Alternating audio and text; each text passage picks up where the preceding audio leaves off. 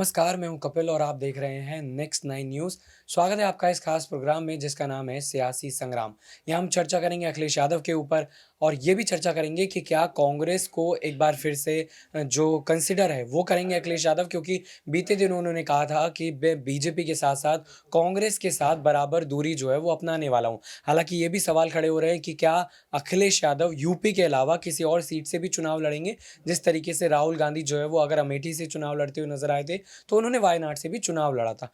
पश्चिम बंगाल से क्या चुनाव लड़ेंगे अखिलेश यादव? ये बड़ा सवाल है और ऐसे ही तमाम सवालों को लेकर जो है मैं चलूँगा अपनी सहयोगी कशिश के पास और उनसे जानने की कोशिश करेंगे कि आखिर इसको लेकर ऐसी चर्चाएँ क्यों हो रही हैं। तो कशिश, बहुत-बहुत स्वागत है आपका। पहला सवाल यही रहेगा कि पश्चिम बंगाल की अगर बात करी जाए तो ममता बनर्जी से जाकर मिलते हैं और ये भी ऐलान लगभग हो ही जाता है कि लोकसभा का चुनाव ममता बनर्जी और अखिलेश यादव साथ चुनाव लड़ते हुए नज़र आएँगे।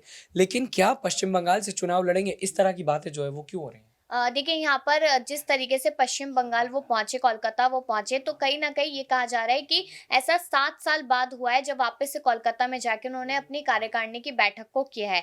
वहाँ पर पहुँचते हैं, उसके बाद यहाँ सबसे पहले ममता बनर्जी से मुलाकात करते हैं, जिसे शिष्टाचार मुलाकात पहले बताया जाता है, लेकिन उसके बाद कह दिया जाता है कि हाँ, साथ मिलकर चुनाव लड़ेंगे और यहाँ पर गठबंधन पार्टी का किया जाएगा। लेकिन अब आप यहाँ पर ये देखिए कि ये अचानक से खबर सामने आती है कि लोकसभा चुनाव अखिलेश यादव पश्चिम बंगाल से लड़ते नज़र आएँगे। तो वो इसलिए कहा जा रहा है क्योंकि यूपी की सियासत है आपकी और यूपी में आप रहे और अचानक से आप कोलकाता पहुंच जाते हैं, वहां जाके मुलाकातें करते हैं, गठबंधन की बात करते हैं, तो तंज कसने वाले वे में यहाँ पर कहीं ना कहीं अखिलेश यादव को ये कहा कि जब जाना ही वहां है, बैठक ही वही करनी है, तो वहीं से ही लोकसभा का चुनाव लड़ लीजिए।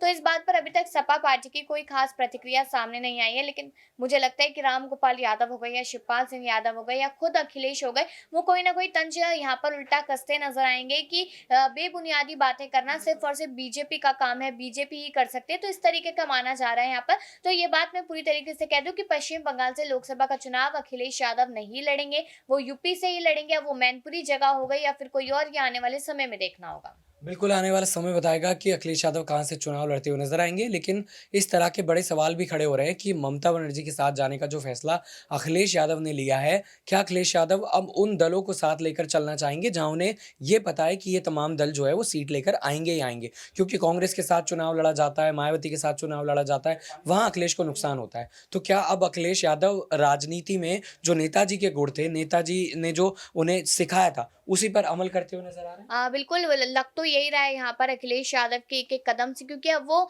ऐसे ही कोई कदम नहीं उठा रहे, वो फूँक-फूँक के कदम रख रहे हैं, क्योंकि यहाँ पर उन्हें दिखाई दे रहा है कि नगर निकाय के चुनाव है और उसके बाद यहाँ पर लोकसभा के चुनाव है और यहाँ पर नेताजी का जो सपना था कि पार्टी को राष्ट्रीय स्तर तक लेकर जाना है, तो उसके लिए वो जी तोड़ मेहनत करते हुए नज़र आ रहे हैं। आप उनके बयान सुन लीजिए। इस बार वो यहाँ पर अपने बयानों में एक तथ्य के तौर पर कहते नज़र आते हैं। अभी भी यहाँ पर विधानसभा में चल रहा है, यहाँ पर हम देख रहे हैं कि एक के बाद एक हमला बोलते नज़र आ रहे हैं योगी सरकार पर। जब पिछली बार बजट सत्र चला था, तब उन्होंने एक मौका नहीं छोड़ा योगी सरकार को कहीं न कहीं नीचा दिखाने का। बहुत ही रिस्पेक्ट के साथ उन्होंने यहाँ पर मान लीजिए कि घमंड उतार कर रख दिया था योगी सरकार का, लेकिन यहाँ पर सीएम योगी भी लगातार उन पर तंज कसते नज़र आ रहे थे। तो नॉर्मल सी बात है कि जनता इस चीज़ को समझ रही है यहाँ पर कि अखिलेश यादव में नेताजी की छवि दिखाई दे रही है और इस बात को शिवपाल सिंह यादव ने साफ तौर पे कहा था कि बड़े नेताजी उन्हें कहा जाता था, छोटे नेताजी अब इन्हें कहा जाएगा और ये चीज़ें कहीं न कहीं इफ़ेक्ट करती नज़र आएगी, क्योंकि लोगों के साथ यहाँ पर इमोशनल कार्ड खेलने की सपा कोशिश कर रही है। बिल्कुल, छोटे नेताजी जिस तरीके से ज़िक्र किया कशिश ने, अब वो तमाम बातें जो हैं उनकी ब बातों में भी झलक रही हैं और उनकी जो पर्सनैलिटी है, उसमें भी नज़र आने लगी है। एक बड़ा सवाल और रहेगा, कांग्रेस से दूरी बनाई और जब प्रेस कॉन्फ्रेंस में सवाल किया गया कि कांग्रेस का साथ आप क्यों नहीं दे रहे? तो उन्होंने कहा कि अब कांग्रेस को ये तय करना है उसका राजनैतिक भविष्य क्या होगा।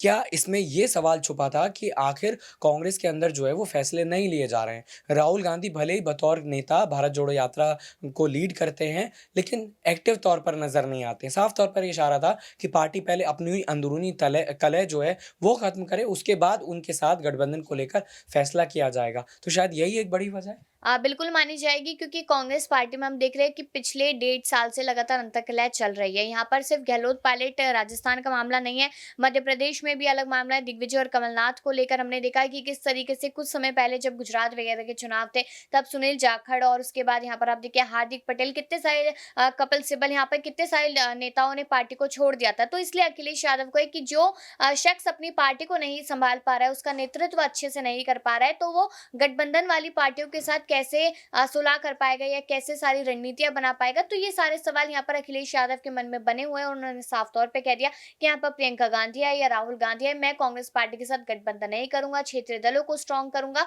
ये बात साफ तौर पे कही जा रही है। बिल्कुल, एक आखिरी सवाल और रहेगा। उन्होंने ये भी कहा कि दक्षिण भारत की बहुत सारी पार्टियाँ जो हैं वो अखिलेश यादव के साथ आती हुई नज़र आ रही हैं, जिसमें केसीआर हैं और तमाम घटक दल हैं। तो क्या माना जाए कि उत्तर प्रदेश में या फिर आस-पास के जो प्रदेश हैं, वहाँ पर भले ही साथ ना मिल रहा हो, लेकिन अखिलेश यादव ने अब तीसरा मोर्चा बना लिया है और इसी के बूते वो ये जो बिसात है अपने प्रधानमंत्री पद को लेकर, वो बिछाते हुए नज़र आ रहे हैं। बिल्कुल यही माना जाएगा, क्योंकि आप देखिए कि केसीआर से अलग मुलाकात, ममता बनर्जी से मुलाकात, यहाँ पर अरविंद केजरीवाल से मुलाकात, तो कहीं ना कहीं वो यहाँ पर अलग अलग राज्यों में अपनी पैठ बिठाने की कोशिश करते हुए नजर आ रहे हैं और शायद वो इसमें सफल भी हो रहे हैं, क्योंकि दूसरी साइड भी तो लोग अपना फायदा देख रहे हैं। ममता बनर्जी भी देख रही है कि उन्हें भी फायदा होगा, जो ऐसे ऐसे दल है, छोटे दल है, वो उनके साथ जुड़ते हुए नजर आएंगे। केसीआर भी अपना फायदा देख रहे हैं, अरविंद केजरीवाल तो फायदे का सौदा ही लगातार देखते हैं। तो नॉर्मल सी बात है कि दोनों तरफ से ये चीज देखने को मिल रही है और यहाँ पर ये कहा जा सकता है, अगर ये सारी चीजें स्ट्रांग होती है तो आने वाला जो समय है, नगर निकाय का तो नहीं लेकिन लोकसभा चुनावों में बीजेपी के लिए यूपी में चुनौती हो सकती है योगी सरकार के लिए। बिल्कुल, जातिगत जनगणना को लेकर लगातार अखिलेश यादव मांग करते हैं, तमाम मुद्दों को उठाते हैं। विधानसभा में जाते हैं तो योगी सरकार के ऊपर जो है वो जिस तरीके से तंज कसते हुए नज़र आते हैं, पूरा भारी पड़ते हुए नज़र आते हैं। तो अब क्या ये माना जाए कि निकाय चुनाव से पहले जिस तरीके से लगातार अखिलेश यादव कोशिश कर रहे हैं, आपको क्या लगता है कि जब लोकसभा के चुनाव होंगे, 80 में से कितनी सीटें पार्टी जीत सकती है, जो मजबूती आपको दिख रही है? देखिए, अभी तो ऐसा कुछ नहीं कहा जा सकता है, क्योंकि सी वोटर्स का भी कोई खास सर्वे सामने नहीं आ रहा है और यहाँ पर अभी देखा जाए तो अखिलेश यादव सिर्फ अपने आप को मजबूत करने की कोशिश करे। एक मैनपुरी जीत कर ये नहीं कहा जा सकता है कि यहाँ पर वो 80 सीटें जीत ले या फिर 50 भी जीत ले, लेकिन हाँ, अभी के हिसाब से अगर देखा जाए तो 15-20 सीटों पर शायद अपनी पकड़ बना सकते हैं, लेकिन आने वाले कुछ महीनों में हो सकता है कि ज्यादा पकड़ बनाते हुए नजर आए। बिल्कुल, आने वाले महीनों में वो हो सकता है कि ज़्यादा सीटें जीतते हुए नज़र आए। हालाँकि लोकसभा चुनाव की अगर बात करी जाए, तो उत्तर प्रदेश को कोई फ़िलहाल सर्वे सामने नहीं आया है और इसी तरीके के सवाल जो है वो लगातार बन रहे हैं कि शिवपाल यादव के पार्टी में आने के बाद आज़म खान की अगर बात करी जाए, तो उनका भी साथ लगातार मिल रहा है। हालाँकि कार्यकारिणी जब कोलकाता में होती है, तब आज़म खान वहाँ पर मौजूद नज़र नहीं रहते हैं। लेकिन इन तमाम सवालों के बीच जिस तरीके से हम देख रहे हैं पूरे मुद्दे को, आपको क्या लगता है? एक अंतिम सवाल ये रहेगा कि योगी सरकार को वो कड़ी टक्कर दे पाएँगे या नहीं? क्योंकि सुशासन की सरकार को लेकर लगातार ये दावा हो रहा है कि सरकार बेहतर काम करे। देखिए, मेरे को नहीं लगता है कि योगी सरकार को वो झटका दे पाएँगे या फिर कहीं न कहीं वो उनके खिलाफ भी खड़े हो पाएँगे यहाँ पर। जब तक नहीं हो सकता, जब तक उन्हें किसी और पार्टी का समर्थन नहीं मिलता और कम से कम इस दल को, इस घटक को बड़ा करने के लिए उन्हें कम से कम 4 से 5 पार्टियों की ज़रूरत है, तब जाके योगी सरकार के खिलाफ हो सकते हैं, वरना इसी तरीके से ये ठंडे बस्ते में जाते हुए नज़र आ सकते हैं। बिल्कुल, तमाम सवालों का जवाब देने के लिए आशीष बहुत-बहुत शुक्रिया। साल 2023 और 2024 में अखिलेश यादव भले ही कोशिशें करते हुए नज़र आ रहे हो, हालाँकि अभी उनकी ये कोशिश रंग ना लाए, लेकिन जब अगला लोकसभा चुनाव होगा, विधानसभा चुनाव होगा, तब वो 2 बड़े पद के दावेदार सीधे तौर पर नज़र आएँगे, मुख्यमंत्री और प्रधानमंत्री। हालाँकि उनका ये सपना पूरा हो पाएगा या नहीं, ये वक़्त ही बताएगा, लेकिन आपको क्या लगता है कमेंट करके ज़रूर बताइएगा और देखते रहिए बाकी तमाम ऐसी खबरों के लिए नेक्स्ट 9 न्यूज़।